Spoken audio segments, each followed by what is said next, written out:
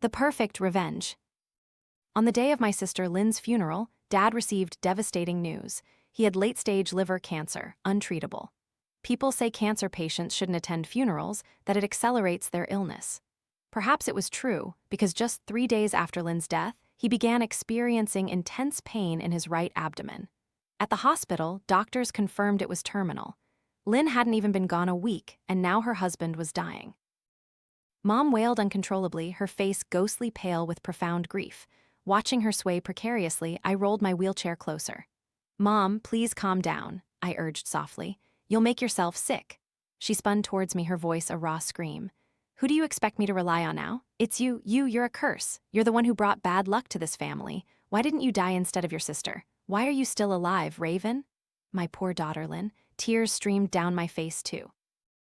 That day, the entire hospital witnessed Mom and me, two figures, our cries echoing through the hallway. I'd known since childhood that my parents didn't love me. They always favored my sister. Whatever she asked for, they'd grant unconditionally. I, on the other hand, was ignored by default. My belongings were never new, just hand-me-downs from her. We were twin sisters, yet their blatant favoritism was undeniable. But it's all right. All three of them will be reunited soon. "What a beautiful dress, it suits you so well. Truly my daughter, stunning face, perfect figure." My sister Lynn beamed. "Mom, you're the best, I love you most." Dad, sitting on the sofa, smiled. "It's your birthday today, sweetie, I don't have much, but here." He offered a small gift box towards Lynn. She immediately rushed over to take it, but her face twisted into a pout.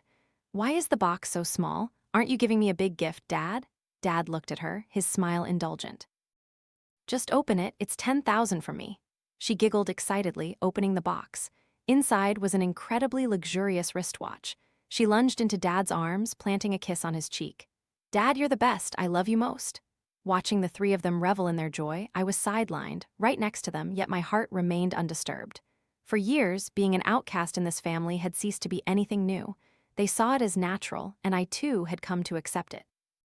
Accepted that my parents and sister held no affection for me. Suddenly, Dad pulled out another gift box, extending it towards me with a cold expression. "Here, it's your birthday too, after all, can't not have a gift." As I wheeled my chair closer to take the present, Mom's voice cut in, filled with annoyance. "What does she need a gift for? Just a waste of money. If you buy anything expensive for her, don't blame me." Lynn chimed in. "Dad, are you giving Holly a watch too? Someone who just stays cooped up at home all day like her, what does she need a watch for? Such a waste." Dad replied. "It's both your birthdays, after all, can't not have a gift. It's only 3 yuan anyway." Mom's tone softened slightly. "Still too expensive, but fine. It's Lynn's birthday today, I don't want to spoil the fun." I reached out for the gift box, murmuring, "Thank you, Dad." I opened the box to find a simple digital watch. It was nothing compared to the one Dad gave my sister, but at least I had a small present on my birthday. Today was both our birthdays, so Mom cooked a huge, incredibly lavish hot pot. I say Mom cooked, but in reality, I spent the entire afternoon preparing it. Despite being paralyzed in both legs, I could do anything in this house with my 2 hands. I had to do almost everything. Mom always said that was the price I had to pay for being a parasite. A cripple like me had to create some value. My parents couldn't just feed someone who sat around doing nothing. I had lived with that reasoning for all these years. Looking at the magnificent meal I had painstakingly prepared, I decided I might as well enjoy it. Who else had put in all that effort? The meal was filled with the laughter of the 3 of them, while I was merely an extra, almost invisible. Perhaps as an act of grace, today they didn't care what I picked up or ate. On normal days, I was never allowed to eat what I liked. If I even reached for something with my chopsticks, Mom would tap them, stopping me. That's Lynn's, that's Lynn's." I had become so accustomed to it, it was just a habit, nothing strange anymore. My sister Lynn put down her chopsticks and stood up. "Mom, Dad, I'm going out with friends now, you two keep eating." Dad smiled. "Be careful, sweetie." He pulled out his wallet and gave her 2,000 yuan. "It's your birthday today, don't be stingy with your friends, okay?" She hugged him. "You're the best dad ever." Mom looked at her, feigning reproach. "And am I not wonderful?" Lynn giggled, hugging Mom tightly. "Mom's wonderful too." Then she put on her shoes and walked out the door. Mom and Dad also stopped eating. Dad got up to watch TV on the sofa while Mom glared at me. "Eat, eat, eat, all you do is eat. Stop eating, clear the table and wash the dishes." Then she turned sharply and went to watch TV with Dad. Dad called out, "Make a pot of tea first." I replied softly, "Yes." I finished chewing my beef, my eyes drifting towards the door where my sister had just left. I whispered a sentence only I could hear. Such a delicious last meal. Why didn't I eat my fill? Then, with a smirk, I brewed Dad a pot of tea before starting to clean up. It took me an hour to wrestle through everything.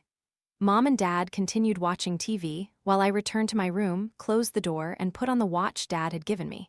He certainly knows how to pick gifts, I muttered. 8:37. I calculated quietly, 1 hour and 23 minutes left. My parents went to bed very early. By 9:00, they were usually asleep. Hearing the door close from the adjacent room, I checked my watch again. 9:03, nothing different from usual. I gently opened my door and rolled past theirs. Inside, Mom's voice echoed. Why did you give asterisk her a 3 yuan watch? What does a parasite like her need gifts for? Just raising her is a great blessing already. Next came Dad's voice. Holly, well, what's she saying? Waste of money. Next time, absolutely forbid you from buying her anything. The room fell silent again. I wheeled myself out to the living room and checked my watch. I smiled faintly again. Dad's gift is truly meaningful, Father. 10:24. A deafening scream suddenly pierced the air. My parents, alerted by the shriek, also opened their door and rushed out, albeit moving extremely slowly. What's going on? Who's screaming so loudly? By now, the scream was clear. Someone fell. Someone fell to their death. My parents ran out in a hurry. At that moment, I had already gotten into my wheelchair and wheeled myself out. Just as I rolled out of the room, Mom's scream erupted. Oh my God, Lynn, my daughter, what happened? What happened? I quickly wheeled to the door. Looking down from the apartment hallway, I saw Mom and Dad next to a familiar figure lying on the ground. From the 6th floor, I could still clearly see Mom's frantic despair and Dad's stunned shock. They seemed unable to believe that their own daughter was the one who had fallen to her death from above. The police arrived swiftly. They cordoned off the area, and forensic specialists began collecting samples. The officer questioned Mom about the time, schedule, and details of my sister's departure. I ignored them, wheeling my chair closer to my sister's body. My face, too, was awash with tears. My sister's eyes were wide with horror, as if she'd witnessed something terrifying before she fell, or perhaps she was terrified by the fall itself. The next day at the funeral home, Mom looked haggard, her hair disheveled, her eyes bloodshot from lack of sleep and excessive crying. As they carried my sister's coffin towards the crematorium, Mom's heart-wrenching wails filled the air. Indeed, it was an unbearable pain for her, or so I thought. My usually serene eyes watched her, and then my own tears began to fall, droplet by droplet, onto my lap. My heart twisted, as if something inside had shattered. A gut-wrenching pain and tears streamed down my face. My sobs echoed, choked, and broken. At that moment, anyone looking would have seen the tragic scene of a disabled sister weeping before the altar of her unfortunate sibling. Dad remained silent, his gaze fixed on my sister's portrait, though occasionally he would glance at Mom and me, both of us sobbing uncontrollably. The daughter he loved and doted on so completely was gone too soon, on her exact 16th birthday. As if seeing Mom and me both crying so profusely, his own tears began to fall. That afternoon, the police came to our house for a conversation. In the living room, Mom leaned on Dad's shoulder, facing 2 police officers holding a file. I sat in my wheelchair by my room door, watching. Based on the cause of death identified from blood samples and items found on your daughter, we can provide a preliminary account of her death. He paused, as if deep in thought, then continued. We found a half-smoked pack of cigarettes in her handbag. Blood tests and forensics revealed a presence of alcohol in her blood. However, that alone is difficult to explain why she fell from the 6th floor. But when we examined the cigarettes, we discovered that they had been tampered with. Inside, a type of psychedelic mushroom was mixed in. You can understand it as a mushroom with stimulant properties that causes hallucinations. When we cross-reference the blood test results with the compounds found in the cigarettes, we can conclude that your daughter had consumed alcohol and smoked cigarettes laced with that mushroom. The alcohol and the substance from the mushroom caused her to hallucinate and lose her balance. When she reached the 6th floor, due to the hallucinations, she fell from the 6th floor. Although it seems highly improbable, individuals react differently to stimulants, so it's unclear what your daughter saw or why she fell. However, since this building has no cameras, we couldn't find any other evidence of a struggle. Regarding the use of cigarettes, the investigation team met with your daughter's friends that evening. They all confirmed that your daughter smoked, and that it wasn't the first time. As for the origin of the cigarettes, we couldn't trace their source. The packaging in cigarettes looked like those on the market, but the tobacco had been replaced and mixed with the stimulant. Your daughter is deceased, so the source cannot be traced. Your daughter's friends also confessed they didn't know, and investigations confirmed this. It can be said this was an accident. He finished, falling silent and looking at my parents. Mom suddenly burst into heart-wrenching sobs. Dad clenched his fists tightly, as if he wanted to say something but held back. The only sound in the room was Mom's crying. Dad saw the police out. Afterwards, he helped Mom back to her room, saying he'd cook her some porridge. Then the door closed. Watching the door close, I wheeled my chair into the kitchen to cook porridge for Mom. Others might not notice, but I did. Dad's skin and the whites of his eyes had started to turn yellow. His time, I knew, must be running out.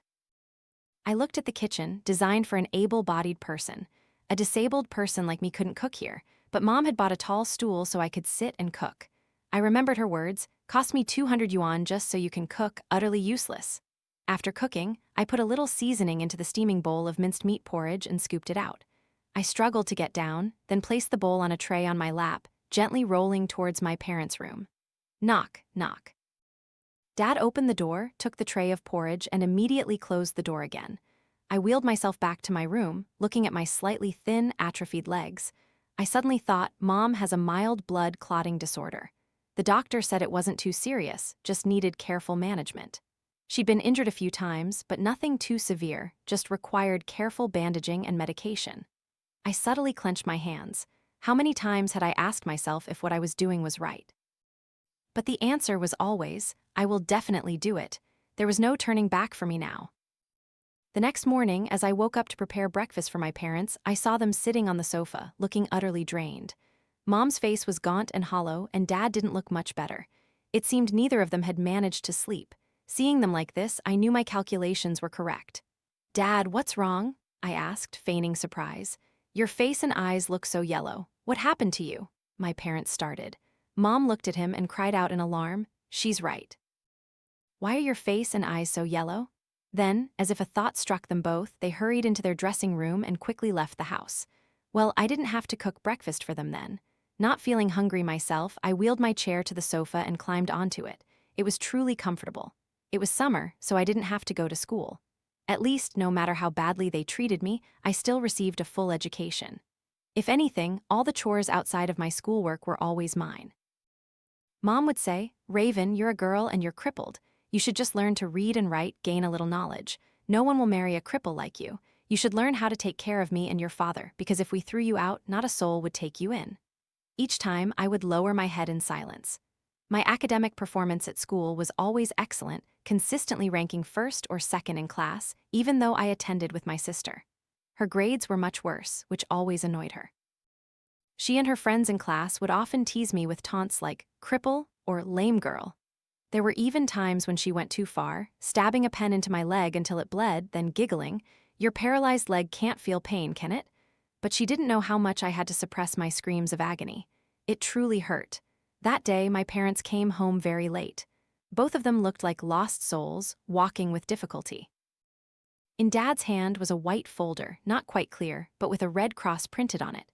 They said nothing, simply walked into their room. As soon as the door closed, Mom's muffled sobs echoed through the house. "Oh my God, why is this happening? My daughter just died less than a week ago, and now my husband is dying of liver cancer." When she said, "My husband is dying," the words liver cancer rang out in the living room, audible only to me, coinciding exactly with her words. After that, I heard Dad's soothing and comforting voice trying to console Mom.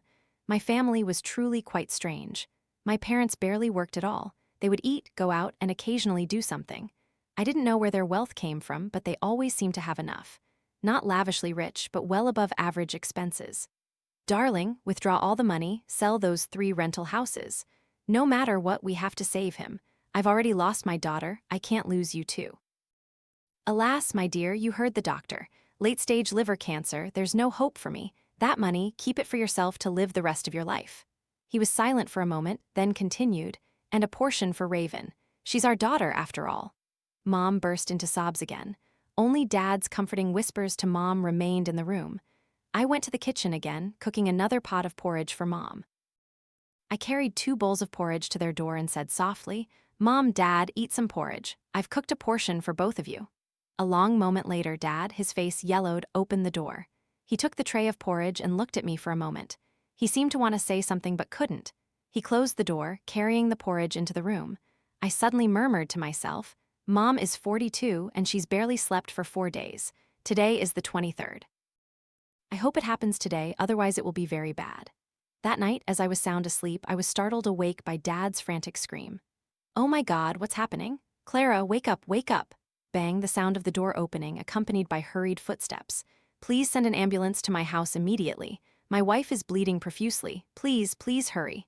I climbed down from my bed, got into my wheelchair, opened the door, and rolled out. I saw Dad crying frantically in a panic.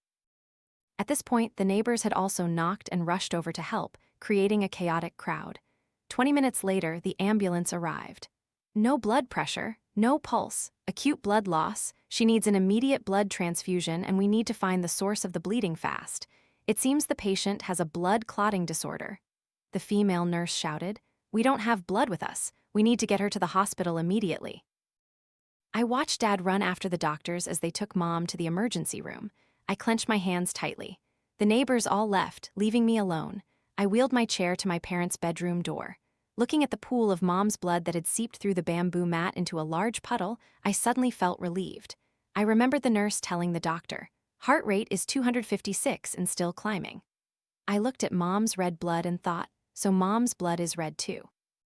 Nothing unusual about that. I suddenly smirked. The next day, it was late evening when I finally saw Dad return, his steps faltering. In his arms, he clutched an urn of ashes and a memorial photograph, muttering something I couldn't quite hear. The altar for my sister now held another photo, another urn of ashes. In just 4 days, 2 people had died. A week later, Dad locked himself in his room, barely eating or drinking. His face was intensely yellow now. Each time I saw him, he would be clutching his right abdomen in agony. There were times I saw him leave early in the morning and return later. Each time, his eyes showed a desperate, helpless pain.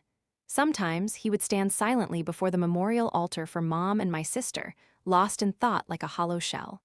Another week passed, and he began to be tormented by pain, unable to walk, yet he refused to be hospitalized. He hired a nurse and a doctor to care for him at home. He said he wanted to spend his last days close to his wife and daughter. His abdomen began to swell noticeably, his skin was as yellow as turmeric, his eyes tired and jaundiced. Occasionally, he would wince slightly. The doctor had started him on morphine for pain relief, so it was just Dad and me in the house. He would sit there, gazing distantly out the window, his face etched with profound sorrow. He struggled to stand, walked to the altar, lit an incense stick for Mom and my sister, and tears streamed down his face. I sat there watching his suffering, and suddenly, tears welled up and flowed down my own cheeks. I had to restrain myself with immense effort not to break down and cry violently. Dad looked at my falling tears, his lips trembled, then he stopped, slowly walking back into his room with difficulty. 3 days later, when the doctor arrived, he called me aside and said, "The tumor is very large. Given his condition, it could rupture at any moment today. If it ruptures, he will die. You should prepare yourself mentally." I remained silent. In his eyes, there was a flicker of pity. He probably knew Mom and my sister had passed away not long ago. Now I was about to lose Dad too. At 3:24 that day, the nurse came out and called me into Dad's room, then closed the door. Dad opened his eyes with great effort, gasping, "I'm dying soon." His funeral was held. As his daughter, I was at the funeral home. Only neighbors and family acquaintances came to pay their respects. There were no relatives. From the day he absconded with money and fled to this place, he must have severed all ties with his relatives, both paternal and maternal. While clearing his belongings, I found documents for 3 rental houses, a savings account with 200,000 yuan, and more than 40,000 in cash. I placed his urn of ashes next to the other 2. On the surface, I was a pitiful girl. In less than 2 months, I had lost my entire family, truly heartbreaking, but there was one person who didn't think so. As I was wheeling my wheelchair to a traditional Chinese medicine center for acupuncture on my legs, a police officer stood before me and smiled faintly. "Raven, could you sit with me for a moment?" His familiar face was the same one who had delivered the news about Lynn's death. He wheeled my chair towards the park, and as we went, he spoke. "Everything is truly too illogical. When your family members passed away one after another, all the reasons seemed perfectly reasonable, almost too reasonable. But in our profession, absolute reasonableness is often something highly unreasonable. I remained silent, waiting for him to continue. I have a friend who works in biomedical research. Coincidentally, I heard about 3 types of mushrooms that can be detected and cultivated from simple samples. 2 of them, when consumed in small, long-term doses, can cause blood clotting disorders and liver cancer. 1 type can cause hallucinations, blurring the line between reality and illusion. If used well, it could create a chain of tragedies like your family's. He paused again, then continued, but a 16-year-old girl wouldn't have enough knowledge to do that. Perhaps it was someone else, or perhaps I'm just speculating. I stopped my wheelchair, and he cooperated by letting go. I turned my chair to face him, my eyes calm. What are you talking about, Officer Than? I don't understand. Officer Than also looked at me with sharp eyes and then gave a faint smile. That's all for now. Goodbye, Raven. I watched him walk away, and a faint smile played on my lips. 6 months later, I could walk with a cane. My studies were excellent. I rose to the top of my class, then the top of the school. 2 years later, I was admitted to a top medical university. My chosen major was biomedical research.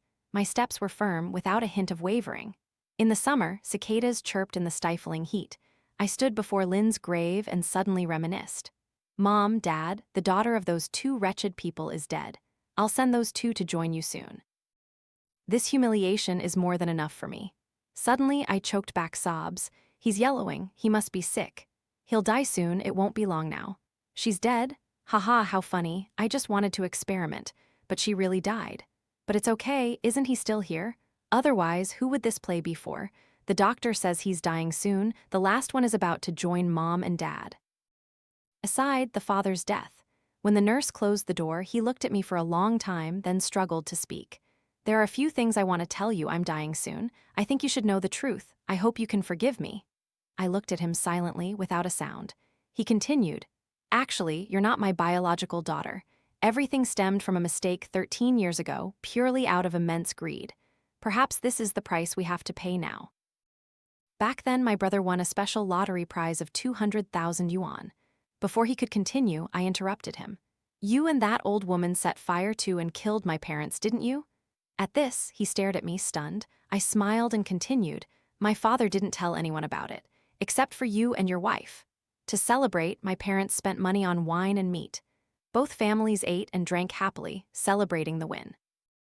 My father said he would give you 30,000 yuan to start a new life. You were very happy, but that old hag wasn't. When you were drunk, she told you about killing my parents and burning down the entire house. And you agreed. You knocked my mother unconscious, then carried my father and her to bed, pretending they were asleep. That old hag was the one who poured the kerosene, and you were the one who lit the match.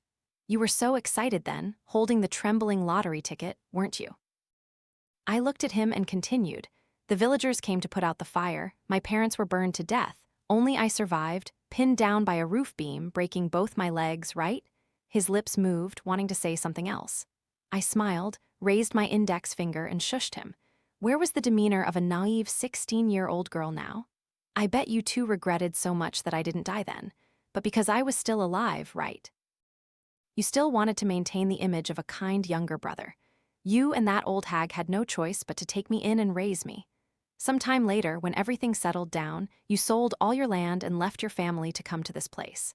That lottery ticket gave you a large sum of money, a savings account earning interest for living expenses, and you bought a house. Later, when that area was redeveloped, you had money to buy more houses, became wealthier, living a carefree life. Am I right, dear father? He froze, speechless. The word father, I emphasized like a knife plunged into his heart. He let out a bitter laugh. So you even knew every detail. In the end, everything our family has to suffer now is probably the karma for our greed. I cut him off immediately. No, calm down. I looked at his pale face. The tumor had ruptured. He wouldn't live much longer. I smiled and continued. Lynn was killed by me. That old woman was also killed by me. I looked him straight in the eyes and smiled. And you too were killed by me? He flinched, his face etched with incomprehensible surprise. I calmly continued. Actually, I am reincarnated. In that life, things were a little different. My legs weren't paralyzed, but the rest of my life was no different from now. I was admitted to a top university, majoring in pharmaceutical research, and my salary was decent. Until one time, I overheard you and her talking about the crime from that year. I just wanted to confront you both, but my lovely little sister hit me with a stick. You were ready to burn down the entire house to erase all traces. But unexpectedly, on the road to the underworld, I met someone who called himself a time merchant. I'm also grateful you didn't take the necklace my mother gave me to wear. I don't know what value the necklace held, but he wanted to buy it.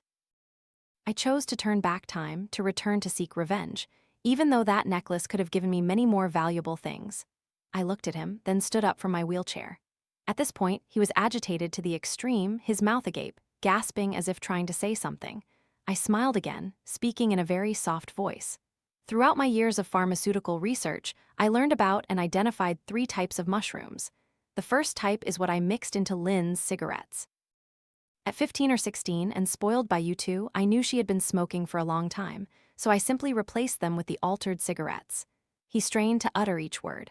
That couldn't guarantee she would die. I smiled. Exactly, but look. I showed him my healthy legs. Even if I had to pretend to be paralyzed, using my legs sparingly, waiting for her in the hallway, then pushing a disoriented person off and quickly returning to my room was perfectly timed. A disabled person would, of course, appear more harmless, wouldn't they? I also thoroughly researched the habits of the neighbors of you and her. The result, as you can see, the police could only conclude it was an accident. By now, he was breathing with difficulty, his eyes staring at me as if he wanted to devour me. The tea you drank daily contained a type of mushroom I carefully dosed. It would gradually accumulate in your liver. When the dosage was sufficient, it would cause cancer. Truly perfect. You fell ill after Lynn died. I sat back in my wheelchair and rolled closer to him, pointing at his swollen belly. This is also my handiwork. What do you think? Impressive enough? He was panting, seemingly drained of all life. I continued softly. That old woman had a mild blood clotting disorder. Honestly, if there hadn't been any other issues, she certainly wouldn't have died like that. But Lynn's death helped me. When people suffer from insomnia, grief, and irregular eating and sleeping, even the healthiest person's platelet count drops sharply. But of course, that wasn't enough. The third type of mushroom, containing toxins that dissolve platelets, was added to her porridge, along with a bit of sedative herbs, and I don't think she truly died because of her period. I fought back a smile, my face becoming serious as I looked at him. Actually, that was just a test. I didn't think she would die. My plan was for her to pass away after your funeral, but she went before you did. But just think, if she had died last, how would you have heard this interesting story before you died, right? This time, he couldn't hold back anymore. His body stiffened, straining, his liver-diseased yellow face turned a deep reddish brown. His eyes bulged, fixed on me. I simply smiled back in return. He died in that exact posture. Looking at him, my tears suddenly fell. Finally, I have avenged my parents. Aside 2, the time merchant. The scorching heat of the fire woke me. Flames everywhere, I couldn't escape. When I opened my eyes again, I saw a white path amidst an endless night. I was being pulled by some strange force towards a glowing door. I kept walking, and then, suddenly, a luxuriously dressed man appeared. In his hand, he held a pocket watch connected to a chain. He looked at me and smiled faintly. Your necklace is very interesting. Do you want to sell it? Then he waved his hand, and time seemed to stop. Only he and I were still active. I looked down at the silver necklace, on which was a small, dull jade shard. What can I buy with it? He smiled at me. Many things, even liberation from mortal life. I looked at him. I want revenge. I want to go back in time. I want revenge. My voice was agitated. He looked at me. Too easy, but that's not enough for the value of the necklace. But it's okay, a special offer for you. He waved his hand, throwing a beam of light into my head, containing all the images of the arson that killed my parents. He opened the watch and blew into it. The hand spun, and I, along with other souls, seemed to rewind on the white path. A roar echoed through the dark void.